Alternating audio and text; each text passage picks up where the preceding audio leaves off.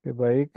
Di pertemuan ini kita akan membahas satu organ di dalam Perserikatan Bangsa-Bangsa, yang mana di dalam organ itu kita mengenal ada satu jabatan sebetulnya ya, yang kita sebut sebagai Sekretaris Jenderal Perserikatan Bangsa-Bangsa atau Sekjen PBB kalau kita ingin singkat. Itu sebetulnya adalah posisi kepala dari satu organ utama di dalam PBB. Untuk itu, saya akan sedikit mengulas saja mengenai fungsi-fungsi utama lah dari beberapa organ utama itu sehingga kalian bisa memiliki gambaran ya tentang fungsi dari Sekjen PBB yang mana dia itu merupakan kepala di dalam sekretariat. Jadi kalau kita ingin memahami organ-organ PBB, maka salah satu rujukannya adalah di dalam pasal 7 Piagam PBB itu diatur beberapa organ yang dianggap sebagai principal organs atau organ utama. Bisa kita lihat di sini ya. Ada 6 organ utama. Yang pertama adalah General Assembly atau yang kita kenal sebagai Majelis Umum. Kemudian ada Security Council atau Dewan Keamanan. Berikutnya ada Sekretariat yang akan kita bahas di pertemuan ini. Selain itu ada juga Economic and Social Council, Dewan Ekonomi dan Sosial, Trusteeship Council atau Dewan Perwalian, dan International Court of Justice atau Mahkamah Internasional. Jadi kalau kita masih mengingat bahwa ya pada dasarnya kalau kita bicara tentang Majelis Umum misalnya itu adalah organ di mana di dalamnya itu kan memuat negara-negara anggota, mereka menjalankan fungsi untuk melakukan diskusi ya, diskusi mengenai masalah internasional apapun, terlebih berkaitan dengan perdamaian, keamanan dan kerjasama internasional. Majelis Umum juga punya fungsi anggaran untuk menetapkan iuran-iuran gitu kan. Dan bahkan mereka juga memiliki fungsi untuk memilih anggota tidak tetap di dalam misalnya Dewan Keamanan dan Dewan Ekonomi Sosial serta hakim di Mahkamah Internasional. Adapun Dewan Keamanan kita pahami dia adalah satu organ utama yang menjalankan fungsi untuk menjaga perdamaian dan keamanan dunia. Kita kenal di dalam Dewan Keamanan itu terdapat eh, anggota tetap ya, yang isinya cuma 5 negara-negara pemenang Perang Dunia Kedua yang memiliki hak veto, dan di luar itu ada 10 anggota tidak tetap yang kalau tidak tetap tentu dipilih dan itu hanya memiliki jangka waktu tertentu ya, dan lazimnya itu selama 2 tahun. Sedangkan kalau Dewan Keamanan, Dewan Ekonomi dan Sosial, dia ya fungsinya adalah untuk melakukan koordinasi kerjasama ekonomi sosial dan pembangunan gitu ya. Dan dia itu membawahi badan-badan khusus seperti WHO, ada juga ILO dan UNESCO. Sedangkan kalau Dewan Perwalian itu adalah bertugas untuk mengawasi wilayah-wilayah yang di era setelah Perang Dunia Kedua itu kan ada yang kita sebut sebagai wilayah perwalian, yaitu wilayah yang di satu sisi dianggap belum bisa berdaulat, katakanlah memerintah dirinya, sehingga dibutuhkan negara lain yang lebih maju untuk menjalankan pemerintahan, sehingga pada akhirnya mereka diberikan kemerdekaan. Dan praktis dewasa ini sudah tidak ada ya wilayah perwalian, dan karenanya pada dasarnya fungsi dari Dewan Perwalian ini sudah tidak aktif lah katakanlah. Kemudian ada juga Mahkamah Internasional. Kita pahami itu merupakan salah satu organ utama yang menjalankan fungsi peradilan untuk menyelesaikan sengketa antar negara atau memberikan advisory opinion yang dimintakan oleh organisasi internasional. Dan terakhir yang akan kita bahas yaitu adalah sekretariat, di mana fungsi utamanya adalah untuk menjalankan fungsi administratif dalam mengelola kegiatan harian di Perserikatan Bangsa-Bangsa ya. Dan kalau kita breakdown lagi nanti kita akan melihat ya fungsi-fungsi dari sekretariat. Di dalamnya ada kepalanya namanya adalah Sekjen PBB.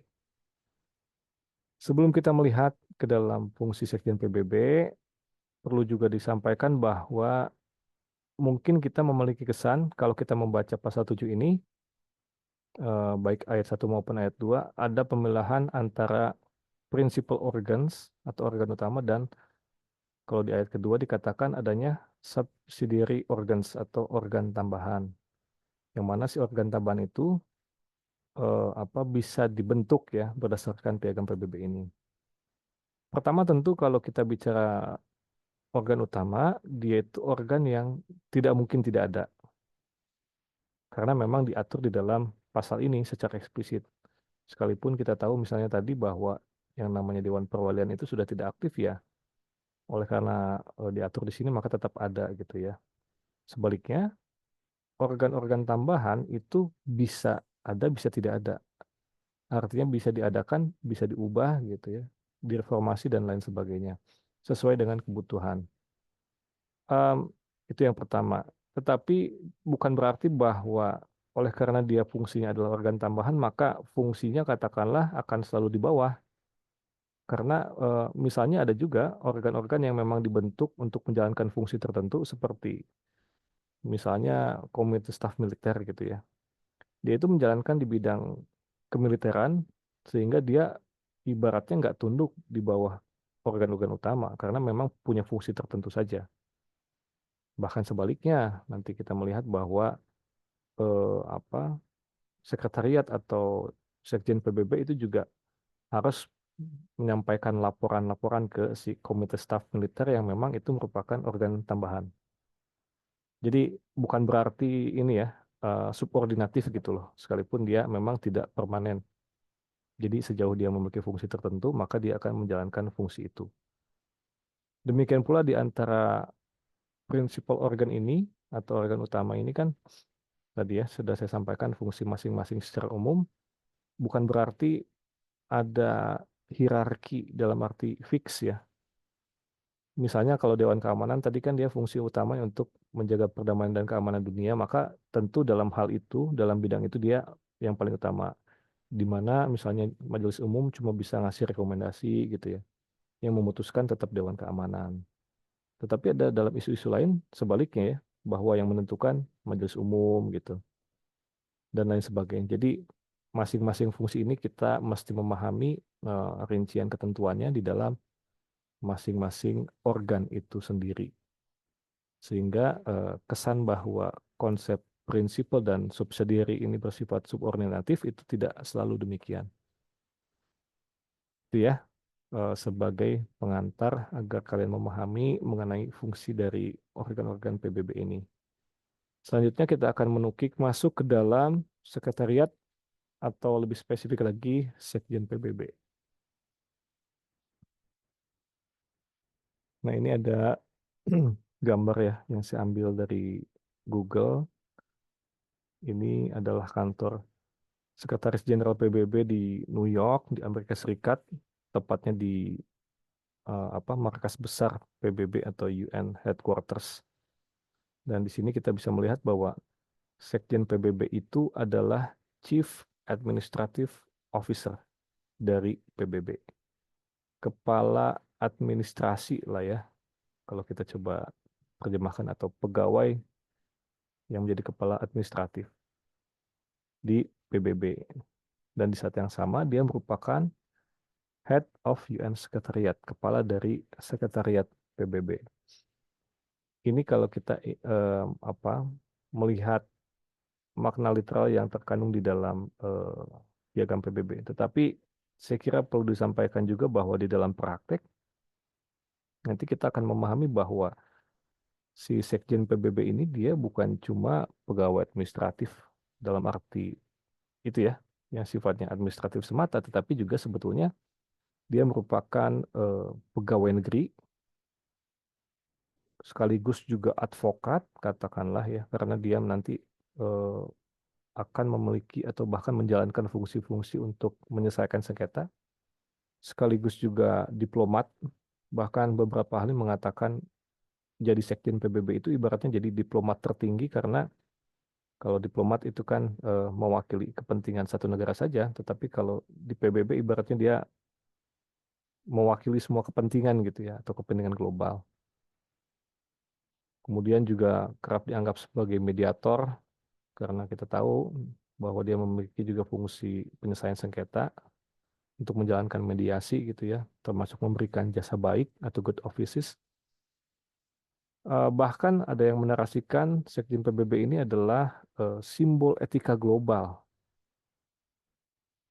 Kalau kalian mengikuti pemberitaan-pemberitaan misalnya terkait dengan konflik Israel-Palestina, itu kan Sekjen PBB terkini, Antonio Guterres itu kerap mengutarakan pernyataan-pernyataan yang bukan hanya normatif dalam artian, misalnya para pihak harus menjalankan hukum humaniter gitu ya. Kemudian dia mengecam perilaku Israel misalnya atas pelanggaran-pelanggaran dalam rezim hukum tersebut, tetapi juga kerap mengungkapkan pernyataan-pernyataan yang normatif dalam arti moral ya. Dan itu sebabnya dia dianggap sebagai simbol etika global. Jadi fungsi Sekjen PBB ini dalam realitas politiknya itu sangat signifikan ya saya kira. Ini gambaran umumnya dan kalau kita melihat secara organisatoris, ini adalah departemen-departemen atau kantor-kantor yang berada di dalam sekretariat.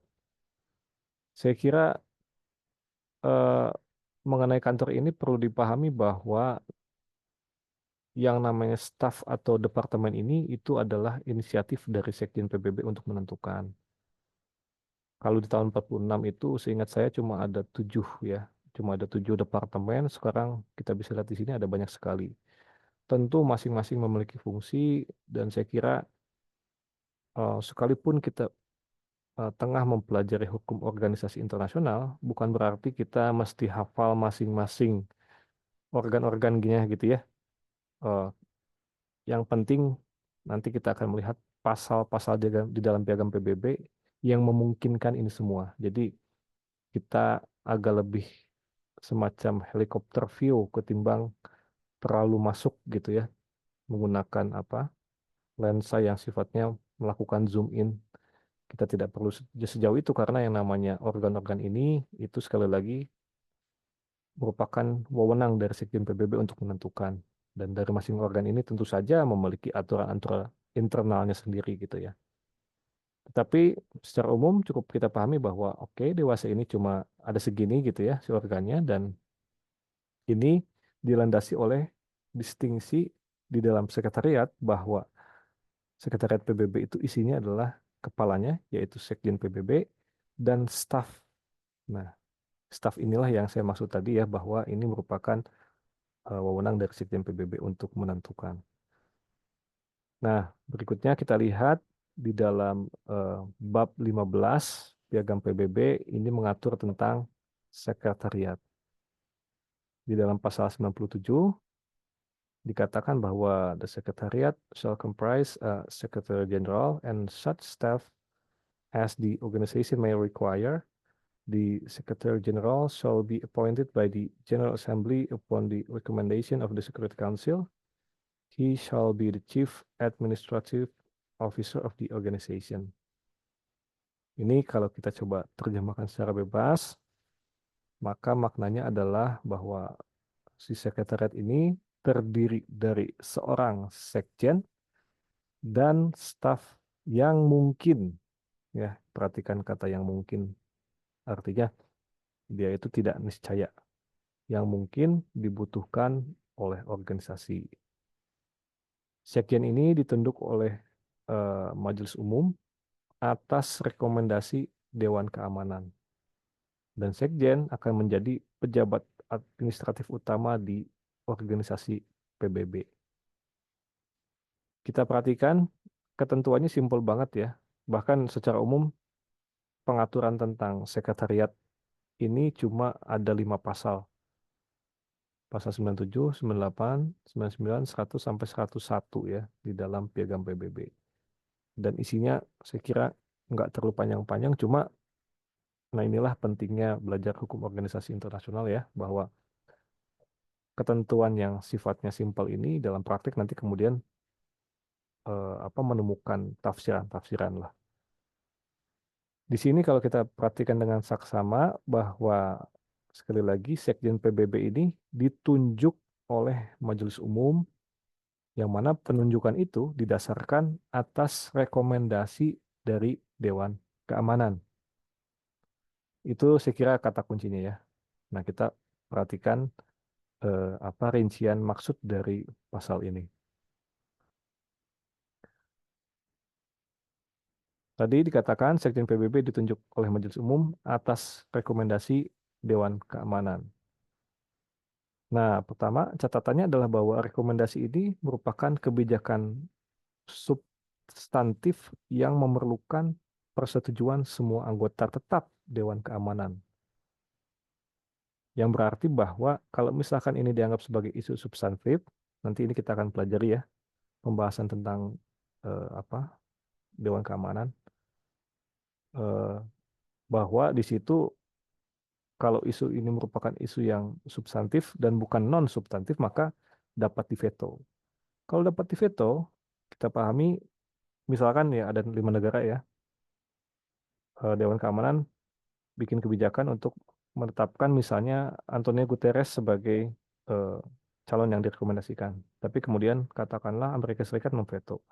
Itu artinya kebijakan tersebut batal gitu. Jadi harus apa itu unanimus, harus semuanya setuju ya. Jadi kalian bisa membayangkan artinya orang yang dicalonkan oleh Dewan Keamanan ini itu secara politik memperoleh persetujuan semua negara-negara besar atau negara-negara adidaya lah ya yang memiliki kuasa lebih di dalam sistem PBB ini karena dianggap karena faktanya memenangkan Perang Dunia Kedua. Dan itu sebabnya di dalam praktek itu eh, Sekjen PBB ini kerap pertama ada semacam aturan tidak tertulis ya bahwa mereka nggak boleh dari negara-negara Dewan Keamanan gitu. Jadi harus di luar dari itu biar ibaratnya nggak parsial, nggak bias gitu ya, nggak bias membela kepentingan salah satu negara Dewan Keamanan doang gitu. Sehingga diusulkan mostly itu negara-negara berasal dari apa di luar dari 5 negara itu. Jadi sekalipun kalau kita membaca ketentuan normatifnya cuma oke dapat diveto terus apa, tapi maksud politisnya besar ya. Maksud politisnya adalah mereka itu harus dapat dukungan dari anggota Dewan Keamanan.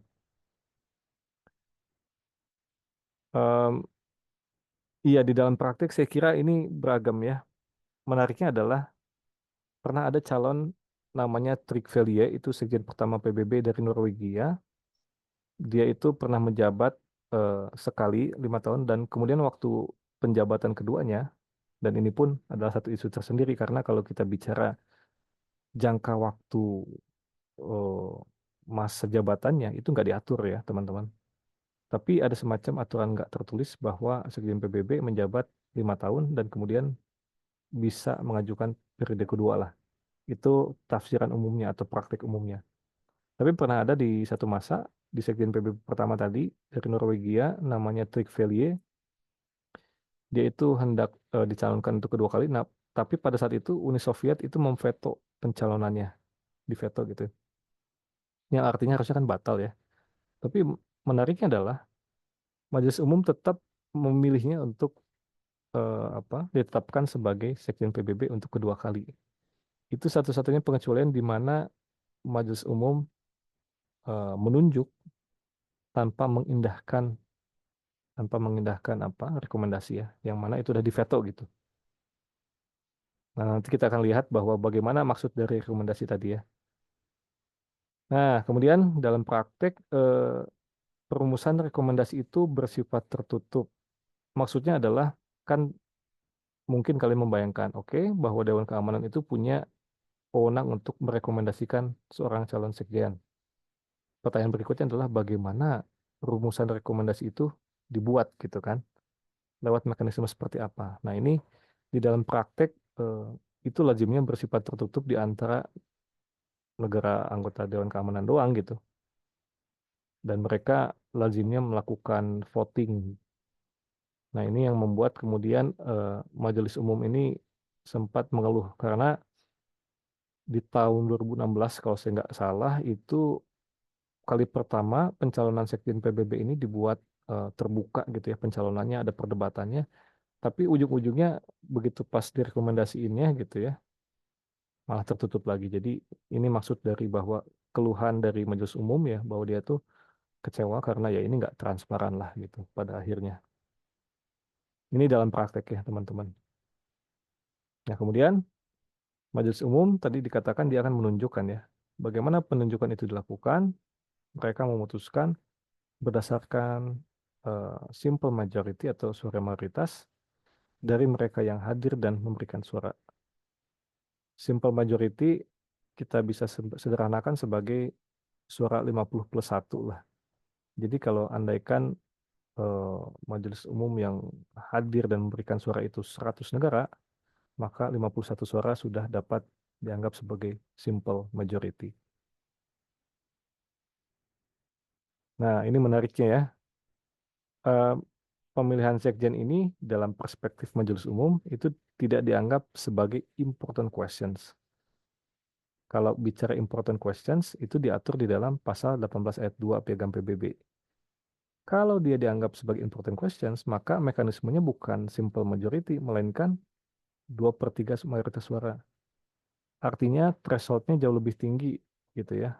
Harus mayoritas negara di eh, majelis umum itu setuju.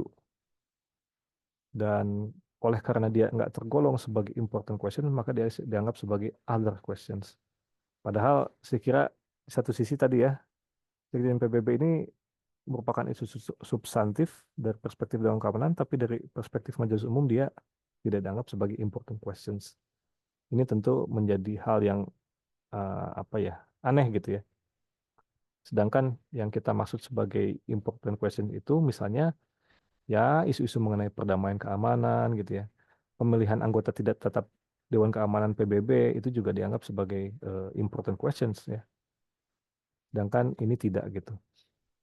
Nah, mungkin kalian bertanya tadi kan dikatakan bahwa eh, Dewan Keamanan memberikan rekomendasi, kemudian Majelis Umum menentukan.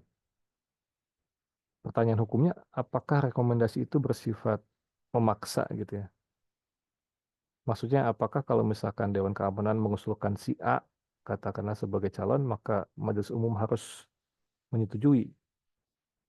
Tentu saja, kalau kita memahami konsep rekomendasi gitu ya, maka itu bukanlah hal yang sifatnya imperatif atau memaksa. Karena rekomendasi itu kan ibaratnya usulan. Kalau usulan ya dapat ditolak. Demikian pula bahwa secara normatif mesti kita katakan bahwa usulan dari Dewan Keamanan dapat ditolak. Tetapi menariknya adalah teman-teman faktanya dari 9 Sekjen PBB sampai sekarang ini semua rekomendasi dari Dewan Keamanan itu nggak pernah ada yang ditolak prakteknya. Jadi selalu disetujui. Gitu ya. Eh, yang tadi cuma pengecualian ya, yang kalau yang cerita bahwa ada apa di veto tapi kemudian disetujui itu kan ibaratnya isunya adalah udah ada rekomendasi nih, cuma vetonya dari si Uni Soviet, tapi kemudian Majelis Umum tetap maju. Oke, mudah-mudahan ini bisa dipahami ya. Jadi di luar dari hal yang sifatnya normatif ini, yang sifatnya kita mungkin mengesankan bahwa hukum itu netral gitu ya. Tidak, tentu saja ya, ini di dalam realitas politik internasional sangat politis dan itu sebabnya kita dapat lihat rumusan di sini juga sesungguhnya tidak begitu ideal katakanlah.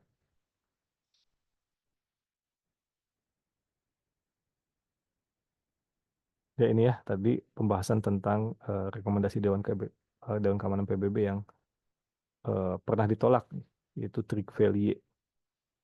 Jadi oke, tambahan lagi adalah kalau misalkan ditolak sama eh, apa Majelis Umum kan tadi di Dewan Keamanan punya wewenang untuk bikin rekomendasi. Kemudian yang memutuskan Majelis Umum. Nah, kalau misalkan Majelis Umum memutuskan untuk tidak mengindahkan rekomendasi itu, maka sebetulnya harusnya sih tetap diulang lagi. Maksudnya tetap dimintakan rekomendasi dari Dewan Keamanan. Harusnya begitu ya. Oke, berikutnya pemilihan Sekjen PBB ini, ya ini juga menarik ya, bahwa dalam praktiknya akhirnya ada semacam kualifikasi tidak resmi berbasis preseden. Preseden itu kan berarti praktik sebelumnya ya. Ini yang tadi saya katakan bahwa ada semacam preseden yang sifatnya itu tidak tertulis, tidak diatur secara hukum lah ya katakanlah, di mana Sekjen PBB ini harus bukan merupakan warga negara dari salah satu 5 anggota tetap Dewan Keamanan. Kemudian selain itu dia juga harus mampu berbicara dalam bahasa Prancis dan Inggris selaku 2 bahasa resmi PBB dan tidak boleh menjabat lebih dari 2 periode. Ini semua sekali lagi adalah ketentuan tidak resmi, tidak tertulis, tetapi menjadi presiden. Sependek ingatan saya pernah ada satu sekjen PBB yang kemudian hendak dicalonkan untuk ketiga kalinya dan itu kemudian tentu tidak diterima ya. Cuma saya lupa siapa sekjen PBB itu. Berikutnya ya tidak ada masa jabatan yang sifatnya diatur secara normatif di dalam piagam PBB dan masa jabatan ini akan ditentukan oleh Dewan dan Majelis Umum. Kemudian adapun beberapa katakanlah kualifikasi atau persyaratan yang ini diutarakan di dalam berbagai macam resolusi ya, di mana katanya Sekjen PBB itu harus punya standar efisiensi, kompetensi, integritas moral yang tinggi, dan komitmen terhadap tujuan dan prinsip PBB. Dan bahkan di dalam praktek tadi ya, bahwa Presiden dari Majelis Umum dan Dewan Keamanan itu mengundang para kandidat yang memiliki kemampuan kepemimpinan dan manajerial. Maksudnya ini eh, paragraf terakhir ini bercerita tentang praktek terakhir di dalam pemilihan Sekjen PBB yang pada akhirnya dipilih itu kan Antonio Guterres ya. Pada akhirnya sempat dilakukan praktek ini untuk diumumkan ke publik bahwa siapa ayo mendaftar gitu kalau kalian merasa punya kepemimpinan, manajerial gitu dan pengalaman yang luas dalam hubungan internasional, keahlian diplomatik dan keahlian komunikasi dan kebahasaan yang bagus. Ini pernah diumumkan di websitenya sekretariat lah gitu ya. Terlepas dari tadi bahwa ada presiden-presiden sebelumnya. Dan bahkan di dalam resolusi Majelis Umum PBB di tahun 97 ada juga sih beberapa eh, pernyataan yang terkait dengan maksud dari kandidat terbaik ya, di mana ada pula unsur-unsur di antaranya harus ada semacam rotasi regional. Maksudnya kalau misalkan sebelumnya pernah dari benua Eropa, maka dipilihlah dari Asia gitu ya, dari Afrika. Dan saya kira kalau kalian melihat di dalam keterangan faktanya, yang menarik adalah bahwa hampir dari seluruh benua pernah, kecuali dari Eropa Timur ya, kalau saya tidak salah ingat. Dari Asia udah beberapa kali kan, begitupun dari Afrika, hanya dari Eropa Timur. Kemudian asal kebangsaan, maksudnya tadi ya, bahwa semuanya kalau bisa dirotasi gitu, jangan sama terus. Dan yang terakhir yang paling saya kira kontroversial, itu mengenai kesetaraan gender. Saya katakan kontroversial karena tentu saja maksud di sini adalah tidak ada pembedaan antara laki-laki dan perempuan, tetapi eh, sampai sekarang faktanya semua sekjen PBB itu adalah laki-laki ya. Nah ini kira-kira apa keterangan-keterangan yang mungkin kita tidak akan dapatkan di dalam ketentuan yang sifatnya normatif legal semata gitu ya, dan ini kita harus membaca di penafsiran-penafsiran di dalam prakteknya. Berikutnya, pasal 98, ini bahasa Inggrisnya ya, yang kalau kita terjemahkan, mengatakan bahwa Sekjen akan bertindak dalam kapasitas tersebut dalam semua pertemuan Majelis Umum, Dewan Keamanan, Dewan Ekonomi dan Sosial, Dewan Perwalian, dan akan melaksanakan fungsi-fungsi lain yang dipercayakan kepadanya oleh badan-badan tersebut. Sekjen akan membuat laporan tahunan kepada Majelis Umum mengenai pekerjaan organisasi.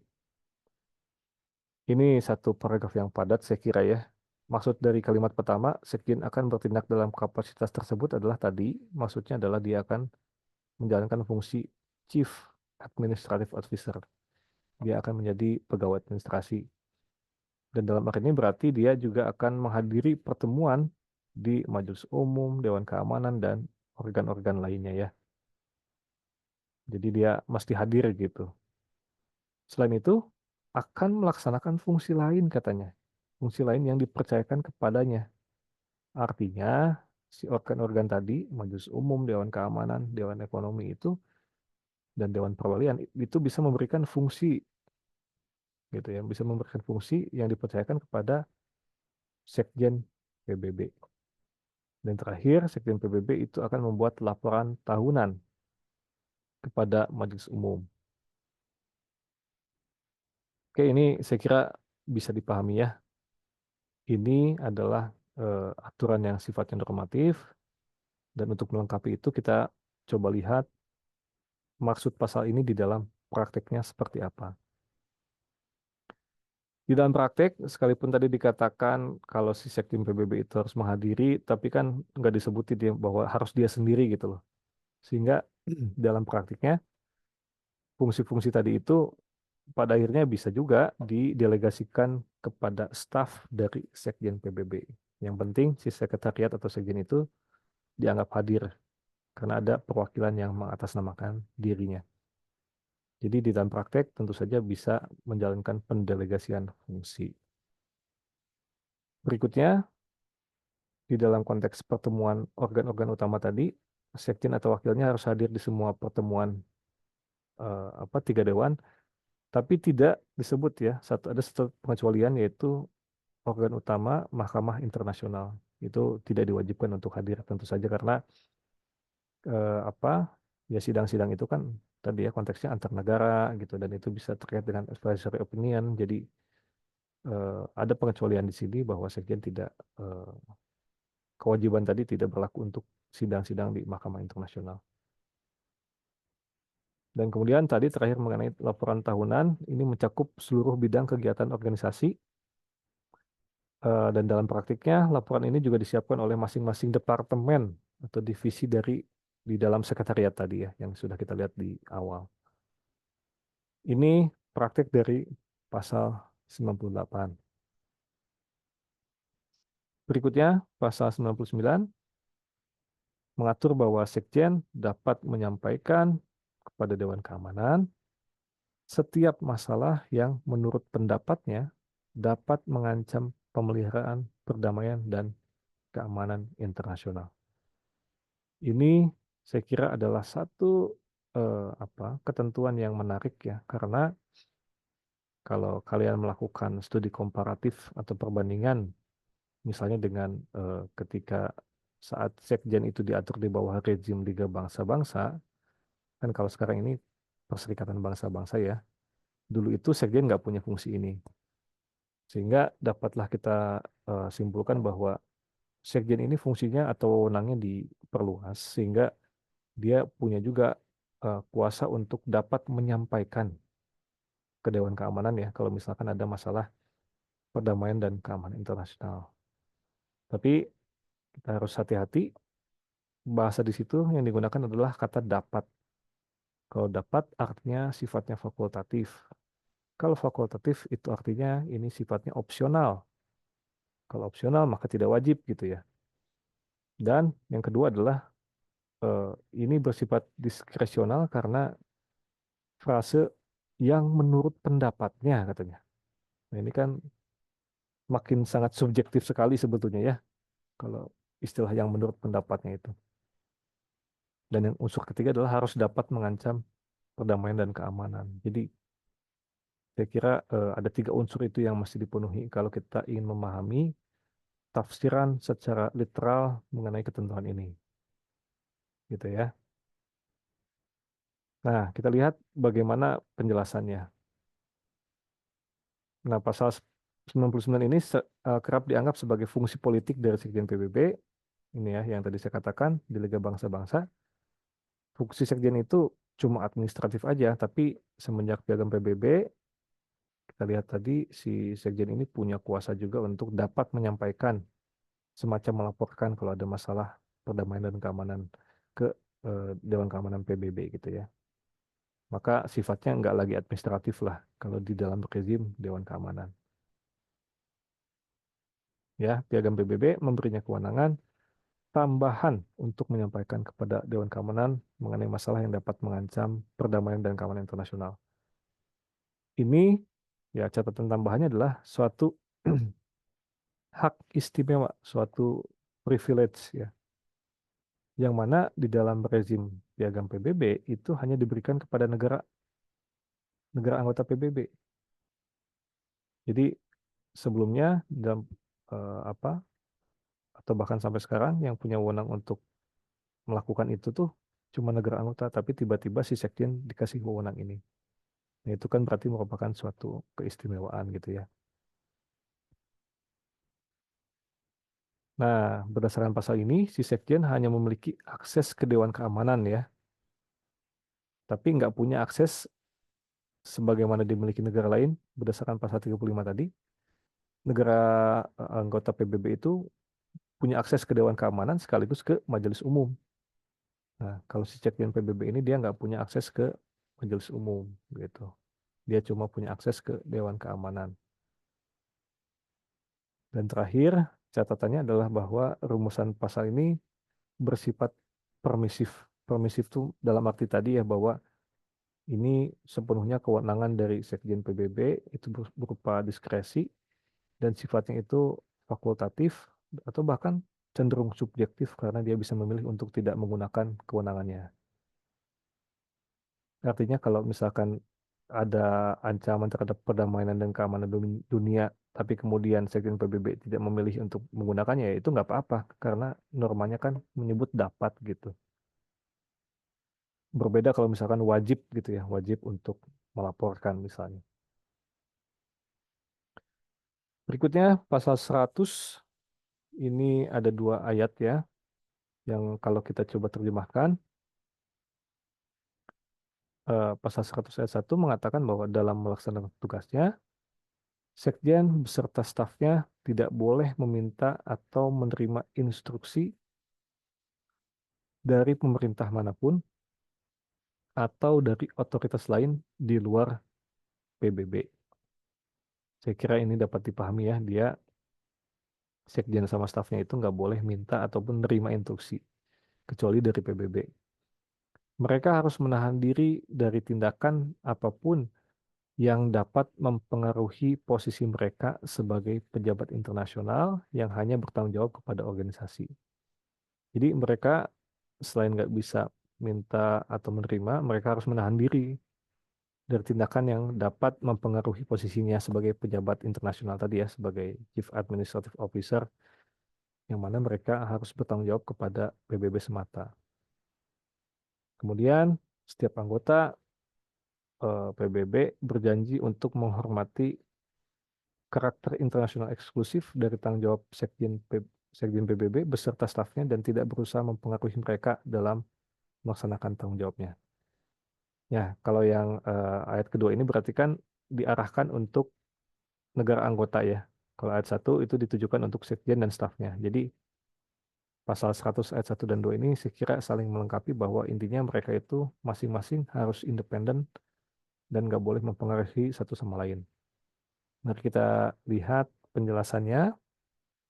Jadi tadi ya saya katakan bahwa si Sekjen PBB ini ibaratnya selain jadi advokat, mediator, diplomat, dia itu adalah pegawai negeri juga, cuma dalam konteks internasional gitu. Sehingga di sini dikatakan bahwa eh, apa tadi ya bahwa si sekjen itu dan stafnya nggak boleh dipengaruhi. Tapi kan di saat yang sama masalahnya adalah sekjen sama stafnya itu kan tetap jadi warga negara dari negara masing-masing ya. Maksudnya Antonio Guterres misalnya, sekalipun dia sekarang jadi sekjen PBB, dia itu kan tetap aja memiliki kewarganegaraan Portugal misalnya. Nah, ini kan jadi dilema ya, menimbulkan masalah. Maksudnya, apakah dia harus tunduk ke Portugal atau dia harus tunduk ke PBB kan gitu. Nah, itu sebabnya tadi pasal 100 ayat 1 dan 2 mengatakan bahwa eh, Sekjen PBB sama stafnya nggak boleh dipengaruhi sama bahkan dari negaranya. Dan di saat yang sama, negara anggota gitu juga nggak boleh apa mempengaruhi. Dan keduanya ini dikasih yang namanya yang pernah kita bahas sebelumnya yaitu privilege dan imunitas atau hak istimewa dan kekebalan. Nah, itulah kenapa sikap dari sekretariat eh, mengatakan bahwa sekjen dan stafnya nggak boleh mencari atau menerima instruksi dari pemerintah atau otoritas eksternal manapun. Selama masa jabatannya, kesetiaan mereka harus semata-mata pada PBB. Jadi tadi ya, Antonio Guterres, dia sudah menjadi sekjen PBB, walaupun dia masih warga negara Portugal, karena udah jadi sekjen, maka dia harus setia kepada PBB selama dia menjabat. Gitu. Bahkan ada, nanti kita melihat di dalam pasal 101 itu ada eh, regulatory staff ya, atau peraturan staff, di mana diharuskan bahwa setelah menerima pengangkatan, semua anggota staf sekretariat ini harus menandatangani sumpah dan bikin pernyataan yang intinya mereka berjanji untuk melaksanakan fungsinya, mengatur perilakunya, dan hanya akan apa menimbang kepentingan PBB semata. Jadi mereka nggak akan peduli dengan kepentingan negaranya masing-masing gitu loh ya, yang menjadi kewarganegaraannya selama dia menjabat. Ini sikap yang harus dimiliki oleh sekretariat dan tadi di saat yang sama negara pun memiliki sikap ya sebagai implikasi dari pasal 100 di mana negara nggak boleh mempengaruhi. Tapi di dalam situ tentu saja kita bisa memiliki berbagai macam interpretasi ya, misalnya mengenai definisi yang tegas tentang apa yang dimaksud dengan berusaha mempengaruhi. Itu nggak ada definisinya sih memang, nggak ada penjelasannya gitu ya, atau tafsiran yang otentiknya. Tetapi dapatlah kita simpulkan bahwa tidak pantas bagi negara manapun secara langsung atau tidak langsung, misalnya untuk menghukum anggota sekretariat atas tindakan atau pernyataannya yang karena pekerjaannya itu dianggap sebagai pengkhianatan, tidak setia atau bertentangan dengan hukum atau kepentingan negara yang bersangkutan. Misalnya tadilah, Antonio Guterres misalnya mengecam Portugal, terus kemudian Portugal mengatakan, oh ini pengkhianatan gitu ya, oh ini dianggap sebagai tindakan yang tidak setia terhadap Portugal atau bertentangan dengan hukum. Nah itu tentu nggak boleh, dan itu merupakan bagian dari usaha mempengaruhi. Jadi intinya selama menjabat harus dianggap sebagai pelayan publik internasional gitu loh, bukan warga negaranya lagi. Dan terakhir, anggota staf harus sepenuhnya bebas untuk melaksanakan tugas mereka kepada PBB, bahkan katanya jika tugas tersebut mungkin terkait dengan perencanaan atau penegakan sanksi terhadap negara mereka sendiri. Bahkan sebaliknya ya, tadi Antonio Guterres sangat dibolehkan untuk katakanlah mengecam Portugal kalau memang katakan Portugal ini melakukan pelanggaran gitu ya, pelanggaran hukum internasional. Oke, itu ya maksud dari pasal 100 ya. Dan terakhir, dikatakan tadi ya bahwa they shall refrain from any action which might reflect on their position as international official. Larangan atas tindakan yang dapat mempengaruhi posisi mereka sebagai pejabat internasional ini memang maknanya agak kabur, tetapi ini diatur lebih lanjut di dalam peraturan staf. Peraturan tersebut menetapkan bahwa setiap anggota staf PBB yang menjadi staf sekretariat maksud saya, yang menjadi kandidat untuk jabatan publik yang bersifat politis harus menggunakan diri dari sekretariat. Maksudnya kalau dia kemudian let's say apa menjadi kandidat dalam jabatan publik gitu ya di negaranya, tentu saja otomatis oleh karena itu bisa mempengaruhi kepentingannya, maka harus mengundurkan diri dari jabatannya. Kalau misalkan dalam praktek memang ada juga yang kita sebut sebagai borderline cases atau kasus-kasus yang sulit, yang abu-abu gitu ya. Nah, kalau dalam situasi itu, maka Sekjen PBB lah yang akan memutuskan apakah si jabatan itu atau pekerjaan yang diusulkannya sesuai atau tidak gitu ya dengan kepentingan sekretariat. Maksudnya apakah perlu mengundurkan diri atau tidak itu kadang-kadang menjadi wewenang dari Sekjen PBB. Kemudian anggota staf tidak boleh menerima penghargaan, bantuan, hibah atau biaya ya dari pemerintah manapun atau dari otoritas eksternal manapun, kecuali untuk jasa perang dalam konteks melakukan good offices gitu ya, mediasi dan lain sebagainya. Dan juga harus menghindari segala jenis pernyataan publik yang dapat berdampak buruk pada posisi internasional mereka. Dia nggak boleh bikin pernyataan kontroversial yang dapat menjelekkan institusi sekretariat. Terakhir, pasal 101 ini ada 3 ayat yang kalau kita terjemahkan, pertama mengatur bahwa staf akan ditunjuk oleh Sekjen PBB, ya kan, berdasarkan peraturan yang ditetapkan oleh Majelis Umum. Nanti kita akan melihat isi peraturannya ya, maksudnya ketentuan atau syaratnya apa aja, tapi Sekjen lah yang akan menentukan. Kemudian staf yang sesuai akan ditugaskan secara permanen ke Dewan Ekonomi dan Sosial, Dewan Perwalian, dan sebagaimana diperlukan ke badan-badan PBB lainnya. Staf ini akan menjadi bagian dari sekretariat. Jadi dia satu sisi bagian dari sekretariat, tapi ditugaskan di saat yang sama ke organ lain gitu ya. Terakhir, pertimbangan terpenting dalam memperkerjakan staf dan dalam menentukan ketentuan layanan adalah perlunya mengamankan standar efisiensi, kompetensi, dan integritas tertinggi. Ini mengenai tadi ya, mengenai ketentuan secara umum, siapa aja yang dapat menjadi anggota staf atau menjadi sekjen PBB sebetulnya. Dan terakhir harus memperhatikan keluasan geografis. Jadi intinya perekrutan di PBB ini memang memiliki kecenderungan untuk melakukan semacam katakanlah diversifikasi ya, biar beragam gitu. Maka diupayakan agar representing semua geografi atau benua di dunia. Nah, kita lihat peraturan stafnya yang ditetapkan oleh Majelis Umum. Ini ya, Staff Regulation ini ditetapkan oleh Majelis Umum pada 13 Februari tahun 46. Ada beberapa hal yang prinsipil, yaitu eh, bahwa para staf ini memiliki privilege dan imunitas. Tetapi di saat yang sama, mereka nggak bisa misalnya menggunakan hal itu sebagai alasan untuk tidak melaksanakan kewajiban pribadi. Misalnya ya si stafnya tuh punya utang pribadi gitu kan, terus dia pakai alasan, oh saya kan punya kekebalan gitu, istimewaan yang nggak bisa lah gitu. Termasuk juga misalnya tidak mematuhi hukum nasional ketika dia berada di negara tersebut gitu, itu tidak boleh. Dan kalau misalkan itu dilakukan, sekjen dapat mencabutnya gitu, dapat mencabut keistimewaan atau kekebalan tersebut.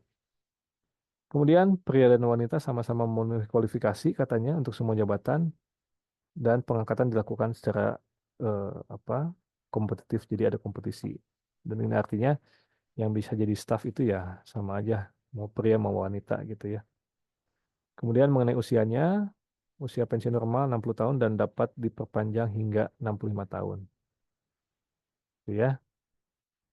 Dan kemudian ada mekanisme administrasi di dalam pemilihan atau penyelidikan dan banding dalam kasus pelanggaran disiplin dan pemutusan pengangkatan. Dan kalau misalkan ada proses itu, staf berhak untuk berpartisipasi dalam mekanisme tersebut. Ini mekanisme administratif lah ya. Jadi inilah teman-teman peraturan-peraturan staf yang dibuat oleh Majelis Umum yang melandasi tadi pemilihan bagi si sekjen untuk menentukan staf-stafnya. Kemudian ya ini ada ketentuan lain lah ya mengenai pajak penghasilan misalnya, pada prinsipnya gaji staf PBB itu bebas dari pajak nasional si negaranya gitu ya. Kan dia punya keluarga negaraan tadi, maka gajinya tuh nggak boleh dipajak sama si negara. Meskipun ini ketentuannya mengandaikan ratifikasi Konvensi Umum tentang Hak Istimewa dan Kekebalan. Jadi intinya si Sekjen PBB itu berwenang lah untuk mengganti biaya kalaupun misalkan dipajak gitu ya, karena misalnya si negara itu belum melakukan ratifikasi terhadap konvensi itu yang bisa menghapuskan hak istimewa dan kekebalan tadi, maka Sekjen itu berwenang untuk mengganti biaya mengenai pajak penghasilan yang dimiliki oleh staf PBB.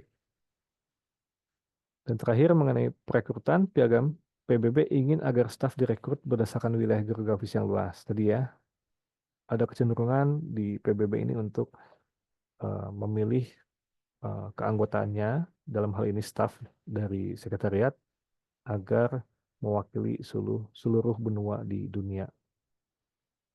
Tanpa mengurangi diskresi sekjen, perekrutan dibatasi pada warga negara anggota PBB, maksudnya warga negara anggota PBB, dan dengan cara ini setiap negara anggota diharapkan akan memiliki jatah jabatan yang adil di sekretariat. Jadi satu sisi sekjen punya diskresi, bisa juga dia artinya memilih atau merekrut stafnya yang mana dia merupakan warga negara bukan negara anggota gitu ya. Tapi kecenderungannya direkomendasikan lah, katakanlah, bahwa perekrutan itu merekrut warga negara anggota. Untuk tujuan memberi nasihat kepada sekjen tentang metode perekrutan dan administratif staf, Dewan Penasihat Pelayanan Sipil atau International Civil Service Advisory Board itu dibentuk pada tahun 98. Ini dia dibentuk hanya terkait dengan metode perekrutan ya. Ini sekelumit pasal 101 yang berkaitan dengan peraturan staf. Dan terakhir, ini pengantar saja, Sekjen PBB tadi ya kita saksikan dia tidak hanya menjalankan fungsi administratif, tetapi juga bahkan dapat turut serta katakanlah melakukan penyelesaian sengketa, di mana fungsi penyelesaian sengketa ini dapat berupa fungsi yang didelegasikan oleh Dewan Keamanan dan Majelis Umum. Tadi ya kan dikatakan bahwa si Sekjen PBB dia dapat menerima fungsi-fungsi lain katanya kan dari beberapa organ khususnya dari Dewan Keamanan dan Majelis Umum atau berdasarkan apa inisiatif sendiri tadi ya Sekjen PBB dapat memberitahukan kepada Dewan Keamanan untuk terkait dengan satu situasi yang dianggap mengancam perdamaian dan keamanan dunia. Ini tentu saja nanti kita akan membahas lebih jauh di dalam mata kuliah hukum penyelesaian sengketa internasional ya, yang intinya nanti kita akan melihat bahwa Sekjen PBB itu memiliki fungsi preventif diplomasi, dia bisa menjalankan fungsi good offices, jasa baik, melakukan mediasi, dan ruling of disputes. Itu uraian detailnya nanti kita akan apa dapatkan di mata kuliah yang lain. Dan ya ini gambaran saja biar kalian tahu siapa aja sih yang pernah menjadi sekjen PBB. Yang terakhir itu adalah Antonio Guterres ya, yang sampai saat ini masih menjabat sebagai sekjen PBB dan saya kira yang bersangkutan cukup aktif di dalam menyuarakan terutama sengketa-sengketa internasional ya, misalnya dalam konteks sengketa Israel-Palestina hingga saat ini relatif aktif lah di dalam menyuarakan kepentingan hukum internasional. Saya kira itu, silahkan teman-teman kalau ingin ada pertanyaan.